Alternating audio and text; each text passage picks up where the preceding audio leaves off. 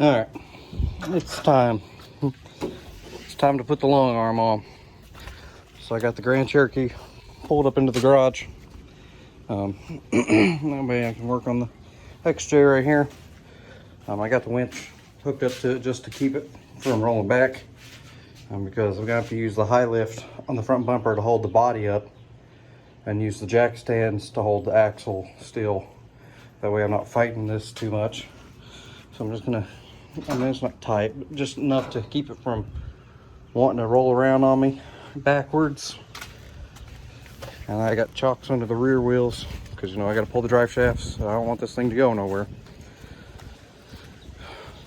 I don't have tall enough jack stands to hold the body, so I just got to do what I got to do. I don't like doing it this way, but I don't have much choice. I went to Harbor Freight this morning to go get some more cutoff wheels because it sucked getting halfway through this and having to go get more, because, you know, you have to cut the control arm brackets on. I'll do a somewhat how-to video. There's tons of them out there, but I'll add my little twist on it just to make a video out of this. Tomorrow's the 4th of July. It's Saturday now, so I'm gonna go ahead and get this done. And I think we're gonna have some people over tomorrow, cook out, and go watch the fireworks. While I'm at it, I'm gonna go ahead and raise the front up about 1 inch to level it out just a little more. I might even go do 2 inches and get the blocks and put them in the rear to get me just a little bit taller until I get my springs, which all I have to do is loosen the Allen and rotate it down. I have up to 4 inches or 3 inches that I can adjust up onto this thing, so it can get me where I want to be, but I don't want to be maxing out the spacer. So I'm going to get 5.5 inch coils, because these are only 3, and that should make it, because when it's all the way down, it's 1 inch spacer on top of it, so that should put me at 6.5 with the bumper. It'll drag me back down to about 5.5. And when I put shackles on this thing, it'll level it out, because I want to be right about 6 inch lift. On 33s, that's going to be some good flex. And once I go up, I'm going to take my rear sway bar off. I still have the rear sway bar hooked up just to keep it out of the tires as much as I can. I mean, you can see where it gets into it a little bit, but anything helps right now. Also, I don't know when, but here in the near future, this thing's getting a paint job. I'll start working on the body work, getting some of the dents out. Like I got a dent here that I want to get pulled out. Try to get this rocker pulled out as much as possible, just to make it cleaner. Get some of the bigger dents out. And we are going to Raptor line this thing. I'm kind of excited because I've had, all my vehicles have been red. Pretty much all my vehicles have been red, so I want to get it.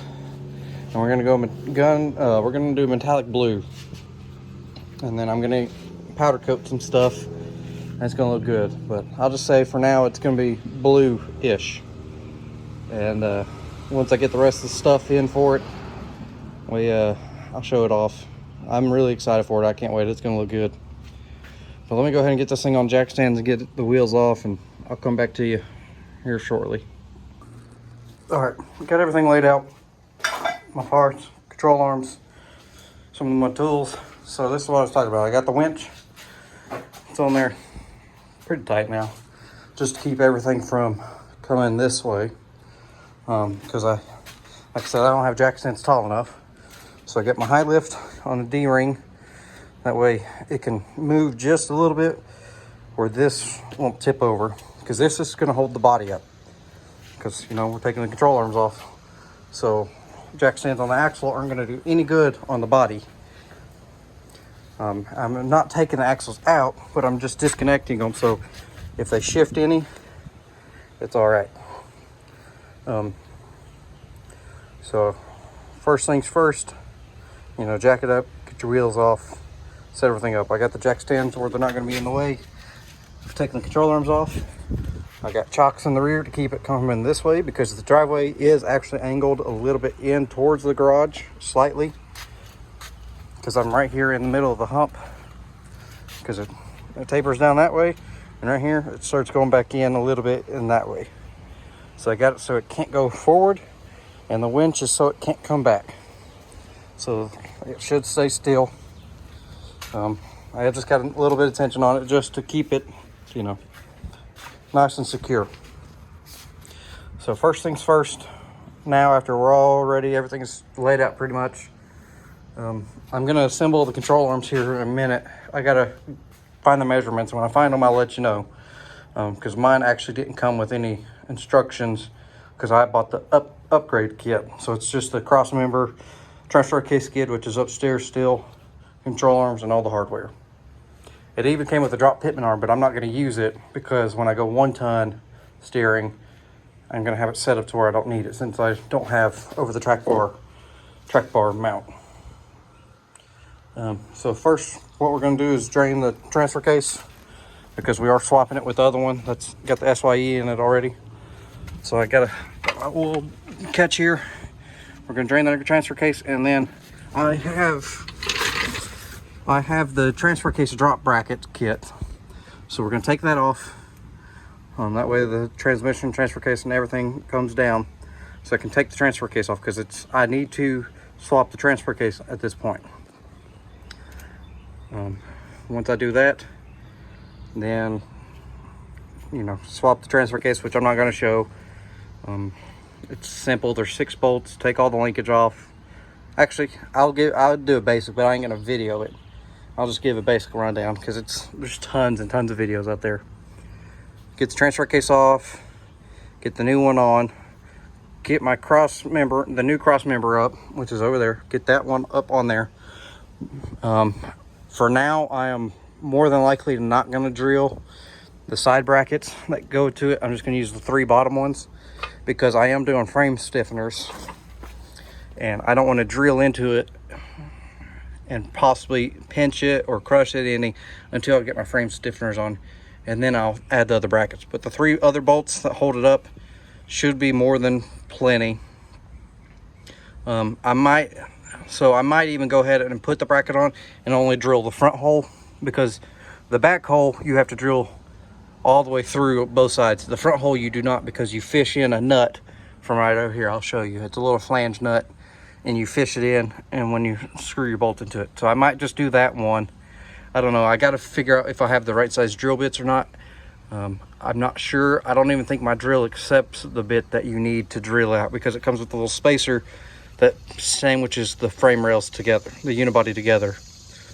So I'm going to go ahead and get the fluid drained, cross member dropped, and I'll come back to you after I get all that done. All right, here we are up under. I got my cross member off, got my front and rear drive shaft off. They're off. So you got 4 8mm or quarter. An 8 fits. Quarter or 8mm. There's 4 of them. 4 here. Well, there's 2 here, 2 on the other side. 4 there. Pull your front drive shaft off. You got 4 in the back. Pull your rear drive shaft off. Shift it into 4 low. That way your lever is all the way back. That way you can pop your shift linkage off.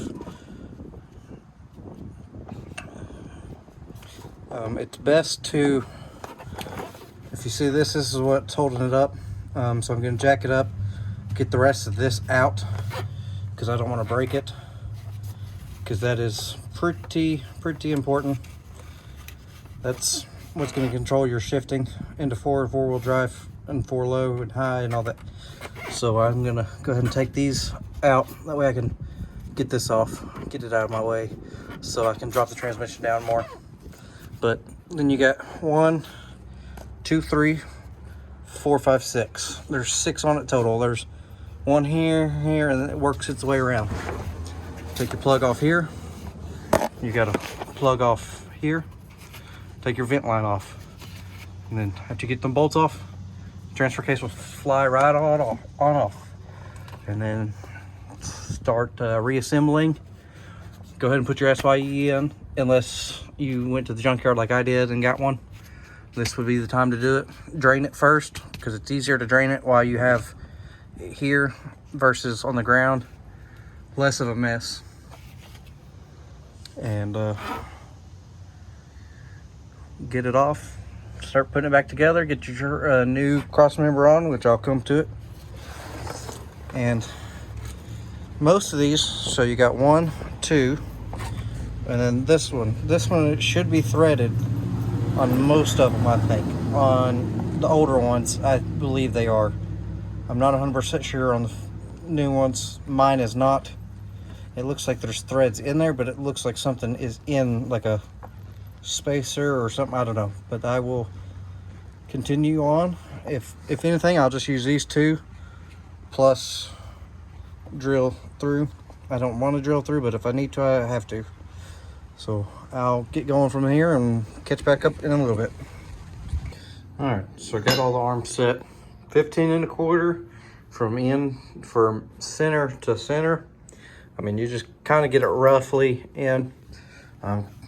The short arms are what is adjusting your caster, so leave these to 15 1/4. This bent one that goes on this side, this driver's side, just kind of half it, because it is bent. So this measurement on this side versus this side will be different because it does bend. So just kind of split the difference between the two. This one is pretty easy to get it pretty much dead on. So you'll notice this is the front, this is what goes to the axle, and this side's going to the cross member. You want your Zerk fittings all facing up.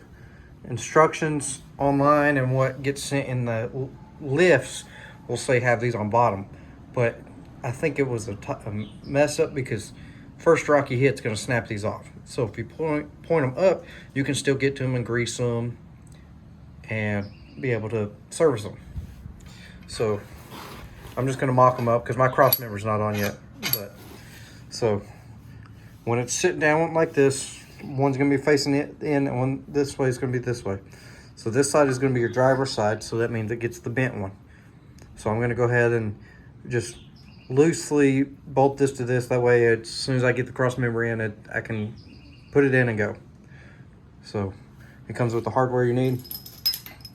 Take a washer and the 10mm bolt. I just have an assortment of bolts. Like I said, it didn't come with any instructions, but it's pretty self-explanatory on what you're doing. And what they do for that one hole I showed you that's not threaded but looks it, they send you these. And you're going to use these to drill up into it, and it's going to cut the threads in for it, kind of like a self-tapper. And then you're good to go. So you will get all 3 bolts on the bottom, and I'm going to go ahead and drill out the front one, and more than likely drill out the rear one, as long as I can get the hole big enough. So what the problem is when you're bolted up, you know, this is the side. This one is easy. You just drill through the first layer, and you stick this flag nut in through the hole. I'll show you how. It's welded to it. You fish it up in there, and you can thread it in. Simple. The back hole, you have to drill in through both sides, all the way through both sides, and then through the first side, you have to drill it big enough to stick this spacer in, because this spacer is going to go here inside the unibody. Your bolt goes through, and the unibody goes here, and then you nut and washer, and that pinches the unibody to this to strengthen it up. So as much as we beat on these things, I'm going to go ahead and put it on, as long as I have the correct drill bit. If not, I'm not going to wheel on it too hard until I get it on, just because I want that extra support to keep everything nice and tight. I highly suggest when you do this, you go ahead and get your bushings that go on your control arms, the uppers, because they are on the axle side. I did not. This was kind of a spur of the moment this weekend to do, and I haven't ordered them yet. But thankfully, it's not a big deal to go back and do them. Again, you just pop the 2 front bolts off, swing them out of your way, put the bushings in and out, done. I just wanted to get these on. I still have to put the extended brake lines on. I don't have them yet, so I can't go and flex this thing out yet because I don't want to break a brake line. But I'm going to go ahead and mock this up and just get ready and then start taking the stock control arms out. All right, so transfer case is up in it. Took me a while. It's a pain in the butt by yourself, and I had people come over, so it took me a little longer than I wanted to. Transfer case is in. So now the mount and everything's on, but the transmission is not setting up in there. So I could lift the cross member up by myself. I started with the middle one on both sides and then put this one in. And remember, so the front one, if it's not already threaded for you, just before you put the cross member up, use this one to run up in there. It will self-cut the threads, and then you take these ones with the little shoulder, put a washer on it, and put it up in there. So this middle one will hold the cross member up. Put these two in, tighten them up. That way you know where to drill your holes. And remember, so you gotta drill this front one, just this front side, big enough for these bolts. There's only two. Like I was saying, the front one you only have to drill in through the first side, because you get this, stick it in here, and you fish it. See, you fish it, and then you'll be able to, once it's drilled, obviously you can see where you go and put the nut in, and now hold that side in.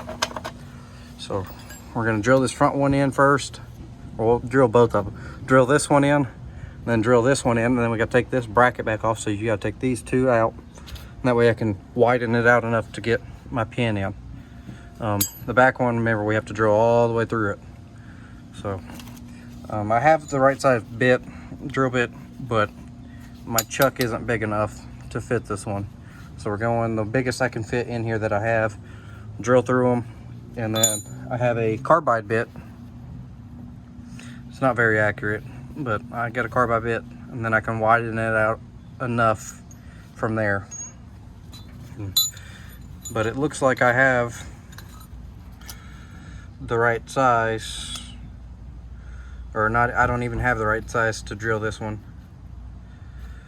So even if I got this one out, I'd still have to waller it out, but not a big deal. That carbide bit will eat through that stuff pretty quickly. But I'm gonna go ahead and get these two drilled, and then once they're all drilled, I will come back to you. All right, got this one drilled out. I decided I'm not gonna drill this one.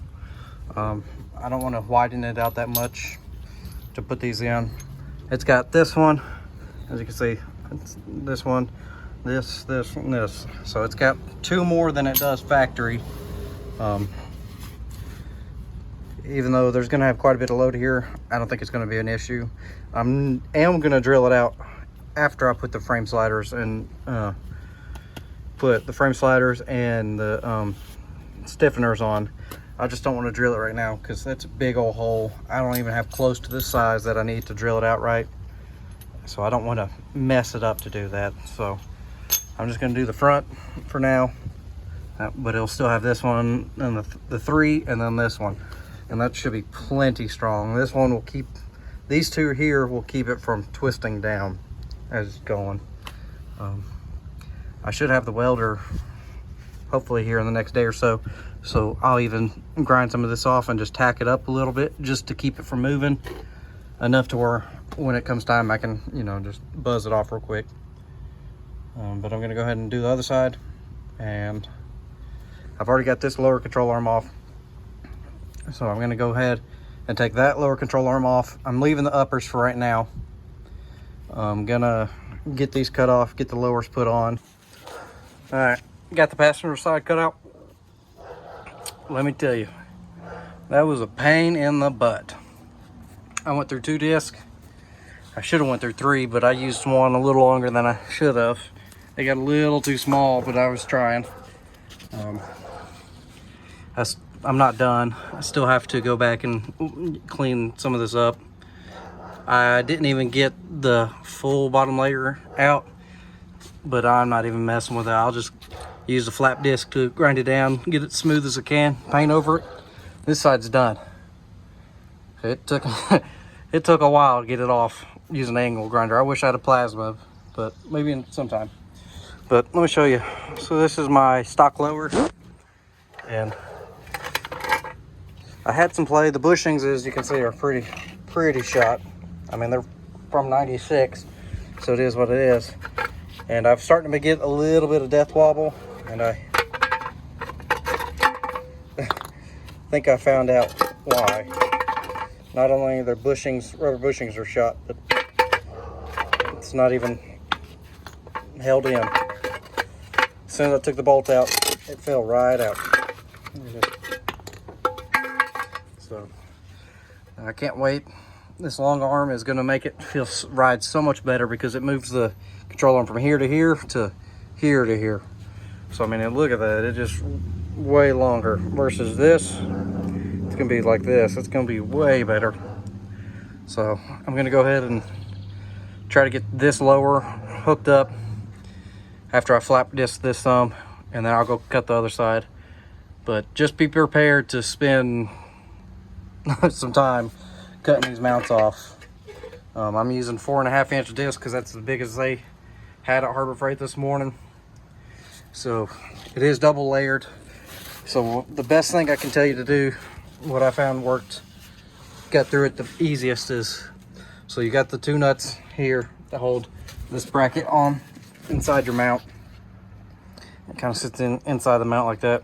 Take this out, get that out of your way. That's one less thing to cut through. And then go up on the back corner, hit it with a hammer to get that out of your way. Up, like bend it. You want to bend it in, and then you slice through this side, smack it, wiggle it, get it off, and then slice through the other side, smack it, get it off, and then that's when you come back and do that. I mean, it's going to take some work to get them off, but once you do this, your long arm, I mean, the only way you can go back is go cut some more mounts off and mount them up to go back short arm, but there's no reason to. I don't know why anyone would want to go back to a short arm if it's already long arm. So I was gonna adjust my things down today to get a little bit more height, but I'm exhausted. I just want to get this buttoned up, get it on the ground. I'll even do the brake lines tomorrow. I don't even care. He hasn't came over yet, but brake lines don't take but 15 minutes. I just want to get these cut off, get them on, and be done for the night. It's taking a lot longer than I was hoping to, but I've also stopped a lot. So let me hop on and keep on getting it off and get the long arm on. All right, it is officially long armed. This side wasn't as bad to cut, but it was still a pain in the butt. Everything's still loose, but everything's bolted up. Zach's bringing the brake lines tomorrow, so I'm just gonna tighten all my control arm bolts, get my drive shafts in. I still have to put another quart in the tranny, or in the transfer case, clean up, and I am done for the night. I'm wore out.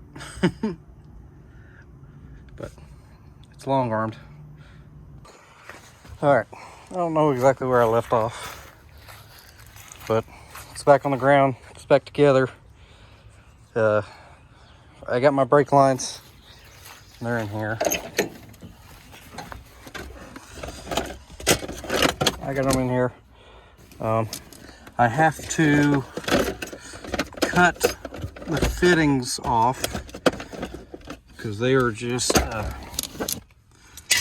they're pretty rough. They're stripping out, and I put heat to them in there. So I'm gonna get a new nut for it right there. I have the tools to do it. I just gotta wait till I go to work, so I can't flex it out for you right yet. I'll make another video on that. Also, I broke a bushing on the transfer case linkage, or it bolts up to the side of the transmission, which I'm sure it's been broke because all the bushings on that thing were dry rotted. So the rod that goes back and forth between the body and the transmission, the bushing on that keeps popping out. Not a big deal. I ordered an Aussie link just to get rid of all that anyways. I should have done it a long time ago, but whatever. So right now I have it in 2-wheel drive, which it doesn't matter because I'm not going to flex it out with the brake lines because I know it's going to flex a whole lot more. I'm curious to find out what's going to limit the flex now.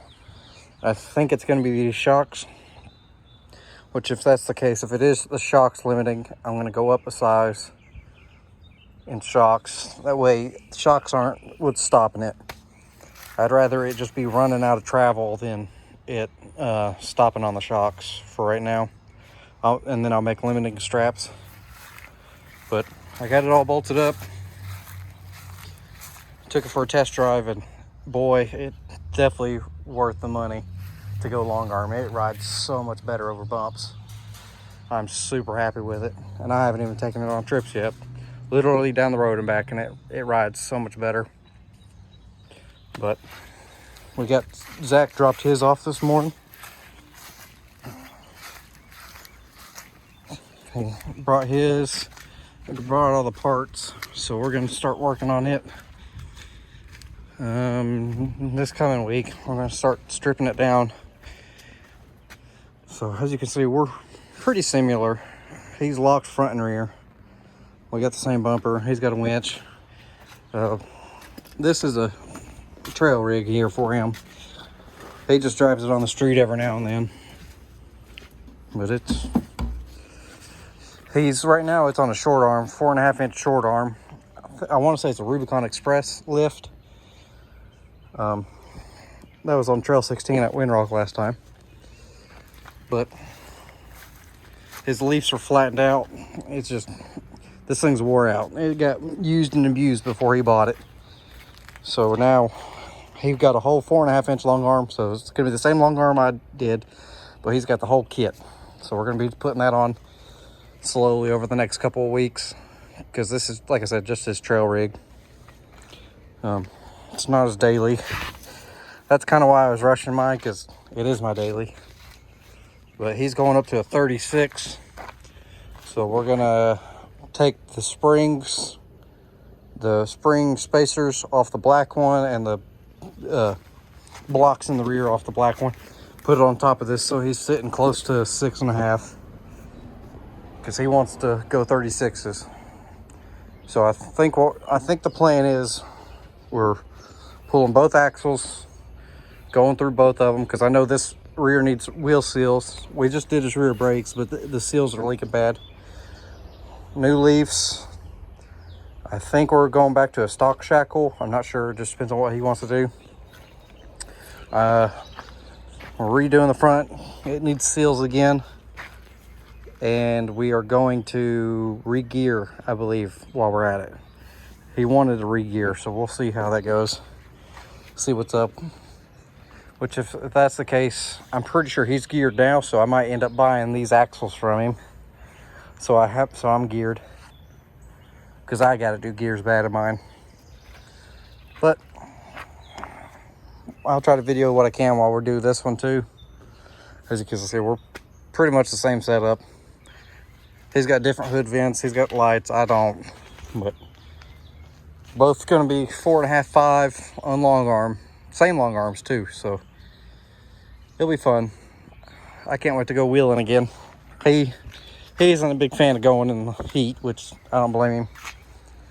But like I said, I have to finish my extended brake lines. He's already got his. I just don't have the fitting stripped already, and I don't feel like messing with it. After a day of working on it, I'm over it. So we will get mine flexed out after I get the brake lines. I gotta take the transfer case back housing off. I gotta put more RTV on it. I guess I missed a spot, so it leaks a little. Not a big deal. But look at that control arm. See how flat it is compared to the factory one was already like that. So it rides so much better. I'm happy with it. I'm ready to go get all the other things a little buttoned up and go ride. But it's the 4th of July. We got a slip and slide. I'm about to start cooking. Get people coming over. We're just gonna hang out, have some fun. So thanks for watching.